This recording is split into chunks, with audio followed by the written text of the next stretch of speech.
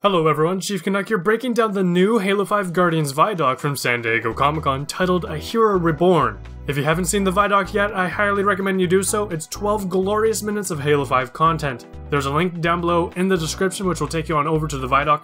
Now, I've spent hours breaking down the footage and isolating clips, and I try my best to arrange the clips in order and based off the locations they take place. This goes without saying that the following will contain slight spoilers, as much of the footage contains either gameplay or cinematics from the campaign. Without further ado, let's get started. Let's begin with some extended footage from the second mission of the campaign titled Blue Team, which we first saw at E3. Since this mission is still early on in the campaign, it has a more narrow and linear feel. This allows for the player to get familiar with the new Spartan abilities and new squad actions in Halo 5. Throughout the footage, you'll see red icons on some of the enemies. This means that the squad leader, either Locke or Master Chief, has issued a command by pressing up on the D-pad, and the AI teammates will then execute the action, which is usually kill a target, pick up a weapon, get in a vehicle, walk over there, etc. In this scene, there's a vent just above Kelly and this grunt. In Halo 5, there are multiple ways to tackle and make your way through a mission. For example, you can reportedly climb into this vent and sneak around the enemy. If you're playing as Blue Team, you'll need to find these things by yourself. However, if you're playing as Fireteam Osiris, your armor is newer and has access to the Artemis, which is a scanner that can highlight things like weapons, points of interest, collectibles, and so forth. Eventually, the mission leads you to more open areas and allows you to tackle enemies how you want, freeing you to decide how you want to utilize the verticality and new Spartan abilities. Reportedly, after this section, you cross a bridge and a hunter jumps down, breaking the bridge and knocking the Master Chief off. We have a glimpse into this event on this monitor. The Chief falls into this abyss-like area. He's unable to make radio contact with the rest of Blue Team. The Chief hears his name being called out by Cortana, and he reaches out for Cortana's chip, but it disappears. He's imagining it. The voice of Cortana, or Ghost Cortana as Frank O'Connor put it, keeps calling out. John sees her silhouette, and her voice tells John that the domain is open and that Meridian is next. John only has 3 days. The reclamation is about to begin. More footage here, presumably from the same mission just later on. Lek Golo worms forming a hunter. More Spartan abilities. And Blue Team boarding a Pelican.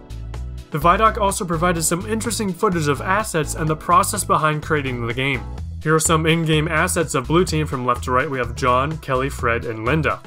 Logos representing the backgrounds of each of the members of Fireteam Osiris. Oni, Army, ODST, and Navy. In-game assets of Olympia Vale from the UNSC Navy, who is an expert on Sangheili culture and is fluent in the language. Holly Tanaka from the UNSC Army is an engineer, and as such her armor is equipped with extra pieces of sensor and transceiver-like equipment. On to the fan favorite, Edward Buck, the former ODST who still has pieces of his ODST gear on his Spartan armor. Here we have some test footage on the map Truth, the remake of Midship. It appears they're testing the new Plasmacaster weapon, as this character is holding 2 Plasmacasters if you look at the HUD, which reinforces that this is just a simple test for the weapon, as we've never been able to carry 2 of the same non-dual wield weapon, which by the way, dual wield is not returning in Halo 5.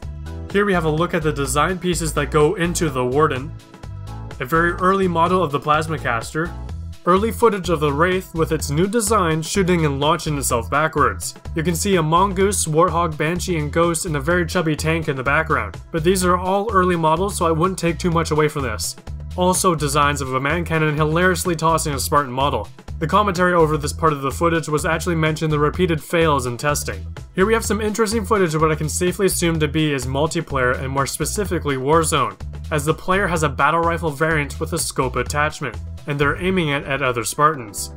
Now, variants of weapons will be only usable in Warzone, and only cosmetic items can be used across Halo 5's multiplayer. GameStop has a pre-order bonus which just gives day 1 access to this battle rifle. It's a Sentinel battle rifle with a laser targeter.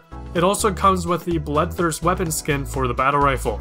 The weapon variant will only be available in Warzone, but the skin can be used in Warzone and Arena. This footage provides insight into just how a battle rifle with a scope like this one would work in Warzone. Please note, pre-order bonus content is not exclusive. Anyone can earn these items through the regular gameplay progression and the rec system. On this monitor, it appears that 343 has figured out a way to get 4 players in a Warthog, solving the issue of 4-player fire teams in campaign and the Warthog's previous 3-seat maximum. This actually seems like a pretty cool idea to have your 4th on the hood of the Hog. I wonder if this will make its way on over to multiplayer. As ridiculous as it would seem, it would be hilarious. And here we have a brief clip of what appears to be a dev working on some forge-like tool. Now here are some clips from a different area that gives off an industrial and construction-like feel. Here we have a gungoose and a warthog that have skins that match the construction-like environment. In the footage, Locke is giving an AI command for Tanaka to get on the gungoose. I'm still calling the vehicle a gungoose despite the name Wargoose appearing in a very early build of Warzone's Rec system as seen in the Sprint Season 2 Episode 1. I believe at that point that was a working title and it could have been before they even came up with the name Gungoose. We do know that there are vehicle skins in the Rec system, so that makes me wonder what possible skins we'll also see in multiplayer. Now the Warthog in the background has a unique looking gun. It could be a redesign of the Goshawk or something new. In this scene we get to see that the passengers on a mongoose sit backwards this time instead of facing forwards. It appears you still have the same range of motion. This makes sense if you're driving a gungoose. The driver shoots forwards and the passenger can focus on targets behind them. However, there are no guns on this particular mongoose, unlike the one we saw previously. Here we have what appears to be some sort of engineer or possibly a marine AI character with an assault rifle driving the goose, and a yellow and green pelican that has crashed in the background. Here's a better look at the Warthogs Turret that we saw earlier, now firing at Phaetons. It fires a huge beam of blue light. I'm thinking this is some sort of amped up Goshawk or maybe some sort of construction type tool, who knows. Now take a look at the background and the skybox in this scene. You can see that the atmosphere is cloudy and orange in color, whereas this scene has the same windmill structures, but the skybox is blue. Now for Halo 5's campaign, Fireteam Osiris is hunting down Blue Team, so Fireteam Osiris will visit similar locations and witness the aftermath of Blue Team's presence. During the scene where the skybox is orange, we're actually following Fireteam Osiris, so perhaps this brief scene is when Blue Team visits the area. Here's our first look at the scatter shot in Halo 5. Unfortunately, we don't get to see it in action, so we don't know what changes may have been made to the weapon, as all of the Promethean weapons we've seen from Halo 4 have now changed. The light rifle no longer fires a burst round or as fast, the suppressor fires slower with a tighter spread, and the bolt shot can no longer fire a shotgun round. It's a burst fire pistol with bullets that slightly track targets. However, shotguns in Halo 5 all apparently have flashlight-like effects on the front of them, so it's easy for other players to point out that they have a shotgun. And as you can tell by the HUD, there is a third grenade type, and judging by the fact that the Promethean weapons have returned, it's very safe to say that that is the Promethean grenade, the pulse grenade returning in Halo 5. Another shot of Tanaka, and more shots of Locke. Here we have more cinematics from the E3 demo and the Battle of Sunayon, which I've grouped together. We're told that Fireteam Osiris will have an interesting dynamic. They're a new team and still learning to work together, while Blue Team has known each other for years. We also have Buck, who's used to having the leading role, but now he's no longer in that position, so that could take some getting used to for him. In this cinematic, it looks like Locke is grabbing some kind of explosive device, like a trip mine or something, as the housing for this disc-like device says "Caution, explosive, do not drop." Here we have Lasky, an Elite, Buck, and Tanaka in the background, and more footage from the E3 demo and examples of the AI commands and revival system. You can tell your AI teammates to move up and get the enemy's attention while you flank around. In this scene, it appears that Tanaka must be doing something else because the icon next to her name is different. Perhaps this means that the person playing as her in co-op is talking over the mic, or it's indicating that she's performing an action, like a grenade that she's apparently throwing from the looks of it. Or maybe she was just in the start menu, who knows. And some more footage of Sunayon.